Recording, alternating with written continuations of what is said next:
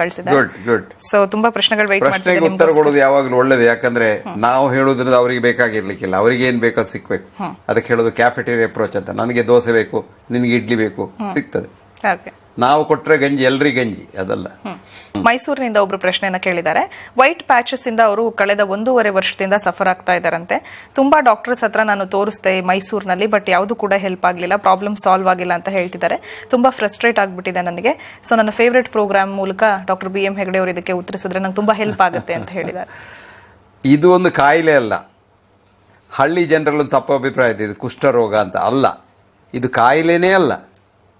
ನಿಮ್ಮ ಚರ್ಮದಲ್ಲಿರ್ತಕ್ಕಂಥ ಪಿಗ್ಮೆಂಟ್ ಸ್ವಲ್ಪ ಕಡಿಮೆ ಆದರೆ ಇದು ಬರ್ತದೆ. ಇದೊಂದು ಕಾಯಿಲೆ ಅಲ್ಲ. ಅದಕ್ಕೆ ಮದ್ದು ಮಾಡಲಿಕ್ಕೆ ಹೋಗಬೇಡಿ. ಅದು ಮದ್ದು ಮಾಡಿ ಏನು ಪ್ರಯೋಜನ ಇಲ್ಲ.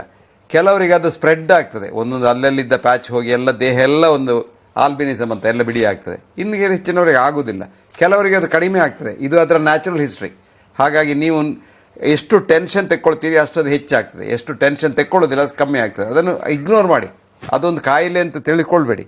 ಹಾಗೆ ಇಗ್ನೋರ್ ಮಾಡೋದ್ರಿಂದ ತನ್ನಷ್ಟಕ್ಕೆ ಕಡಿಮೆ ಆಗ್ತದೆ. ಓಕೆ ಸರ್, ಇನ್ನೊಬ್ರು 48 ವರ್ಷ ವಯಸ್ಸಂತೆ, ಇವರು ಸಸ್ಯಾಹಾರಿ ಅಂತ ಹೇಳ್ತಾ ಇದ್ದಾರೆ. ಸೊ ನನ್ನ ಸಮಸ್ಯೆ ಏನು ಅಂತ ಹೇಳಿದ್ರೆ 2 ವರ್ಷಗಳಿಂದ ಬಾಯಿ ಹುಣ್ಣಿನಿಂದ ನಾನು ಬಳಲ್ತಾ ಇದ್ದೀನಿ. ಇದ್ದಕ್ಕಿದ್ದ ಹಾಗೆ 2 ತಿಂಗಳಿಗೊಮ್ಮೆ ಗಂಟಲಿನಿಂದ ಪ್ರಾರಂಭವಾಗಿ 2 ದಿನದೊಳಗೆ ಇಡೀ ಬಾಯಿಯನ್ನ ಆವರಿಸುತ್ತೆ. ಸುಮಾರು ವಾರದವರೆಗೆ ಬಾಯಿ ಅಗಲಿಸೋಕು ಕೂಡ ಸಾಧ್ಯ ಆಗದಂತೆ ನನ್ನನ್ನು ಕಾಡುತ್ತೆ. ಇದಕ್ಕೆ ಏನ್ ಪರಿಹಾರ ಅಂತ ಕೇಳ್ತಾ ಇದ್ದಾರೆ.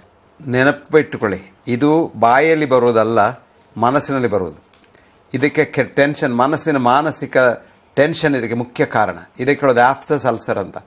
ಇದು ನಿಮಗೆ ಮನಸ್ಸಿನ ಆ ಟೆನ್ಷನ್ ಹೆಚ್ಚಾದ ಕೂಡಲೇ ಇದು ಹೆಚ್ಚಾಗ್ತದೆ. ಇದು ನೀವು ಯಾವುದೇ ಔಷಧ ತಗೊಳ್ಳೋದು ಹೋಗೋದಿಲ್ಲ, ಟೆನ್ಷನ್ ಹೋಗಬೇಕು. ಅದಕ್ಕೆ ಹಾಗಾಗಿ ನೀವು ಸ್ವಲ್ಪ ರಿಲ್ಯಾಕ್ಸ್ ಮಾಡಿ, ಮೆಡಿಟೇಷನ್ ಮಾಡಿ. ಏನು ಟೆನ್ಷನ್ ಅಂತ ತಿಳ್ಕೊಳ್ಳಿ. ಅದು ನನಗೆ ಗೊತ್ತಿಲ್ಲ, ನಿಮಗೆ ಗೊತ್ತಿರಬೇಕು ಏನು ಟೆನ್ಷನ್ ಅಂತ. ನಿಮಗೆ ಏನಾದರೂ ಜೀವನದಲ್ಲಿ ಒಂದು ಸಮಸ್ಯೆ ಇದ್ದರೆ, ಯಾವುದರ ವಿಷಯ ನಿಮ್ಗೆ ಹೆದರಿಕೆ ಇದ್ದರೆ ಇದರಿಂದ ಬರ್ತದೆ. ಅದಕ್ಕೆ ಹೇಳೋದು ಆಫ್ಸರ್ಸ್ ಅಂತ. ಇದು ಸುಮ್ಮನೆ ಡಾಕ್ಟರ್ ಹತ್ರ ಹೋಗಿ ಔಷಧ ತೆಕ್ಕೊಳ್ಬೇಡಿ. ಇದು ನಿಮ್ಮ ಮನಸ್ಸಿನ ಟೆನ್ಷನನ್ನು ಕಡಿಮೆ ಮಾಡಿಕೊಳ್ಬೇಕು. ಒಂದು ಒಳ್ಳೆ ಸೈಕಾಲಜಿಸ್ಟನ್ನು ನೋಡಿ, ಒಳ್ಳೆ ಕ್ಲಿನಿಕಲ್ ಸೈಕಾಲಜಿ ಇದ್ದರೆ ನೀವು ಏನು ಕಾರಣ, ಇದಕ್ಕೆ ಯಾಕೆ ಟೆನ್ಷನ್ ಮಾಡ್ಕೊಳ್ತೀರಂತ. ಹಾಗಾಗಿ ಔಷಧ ತೆಕ್ಕೊಳ್ಳಿಕ್ಕೆ ಹೋಗಬೇಡಿ, ಇದು ಗುಣ ಆಗೋದಿಲ್ಲ. ಓಕೆ, ಮತ್ತೊಬ್ರು ಚಿಕ್ಕಮಗಳೂರಿಂದ ಪ್ರಶ್ನೆನ ಕೇಳಿದ್ದಾರೆ. ಅವ್ರ ವಿಷಯ ಏನು ಅಂತ ಹೇಳಿದ್ರೆ, ಲೆಫ್ಟ್ ಸೈಡ್ ಅವ್ರಿಗೆ ಹರ್ನಿಯಾ ಆಪರೇಷನ್ ಆಗಿತ್ತಂತೆ. ಈಗ 2016 ಈ ವರ್ಷನೇ ಮೇಯಲ್ಲಿ ಆಪರೇಷನ್ ಆಗಿತ್ತಂತೆ. ಈಗ ಡಾಕ್ಟರ್ ಹೇಳ್ತಾ ಇದ್ದಾರೆ ರೈಟ್ ಸೈಡ್ ಕೂಡ ಆಪರೇಷನ್ ಮಾಡಬೇಕು ಅಂತ ಹೇಳ್ತಾ ಇದ್ದಾರೆ. ಸೊ ಆಪರೇಷನ್ ಬಿಟ್ಟು ಬೇರೆ ಯಾವ ಅವಕಾಶ ಇದೆ ನನಗೆ ದಯವಿಟ್ಟು ತಿಳಿಸಿ ಅಂತ ಹೇಳ್ತಾ ಇದ್ದಾರೆ. ಇಲ್ಲ, ಹರ್ನಿಯಾ ನಿಜವಾಗಿ ನಿಮಗೆ ಇದ್ದರೆ, ಆ ಇಂಗ್ವೈನಲ್ ಹರ್ನಿಯಾ ಇದ್ದರೆ ಆಪರೇಷನ್ ಮಾಡಿಸೋದೇ ಒಳ್ಳೆಯದು. ಯಾಕಂದರೆ ಅಲ್ಲಿ ಬೇರೆ ಯಾವ ವಿಧಾನದಿಂದ ಹೋಗೋದಿಲ್ಲ. ಇನ್ನು ಬರ್ಬೋದು ಅಂತ ಹೆದರಿಕೆ ಇದ್ದರೆ ಅದಕ್ಕೆ ವ್ಯಾಯಾಮ ಎಲ್ಲ ಮಾಡ್ಬೋದು. ಆದರೆ ಒಮ್ಮೆ ಹರ್ನಿಯಾ ಉಂಟು ಅಂತ ಡಾಕ್ಟರ್ ಹೇಳಿದರೆ, ನಿಮಗೆ ಅವರ ಮೇಲೆ ನಂಬಿಕೆ ಇದ್ದರೆ ಆಪರೇಷನ್ ಮಾಡಿಸೋದೇ ಒಳ್ಳೆಯದು.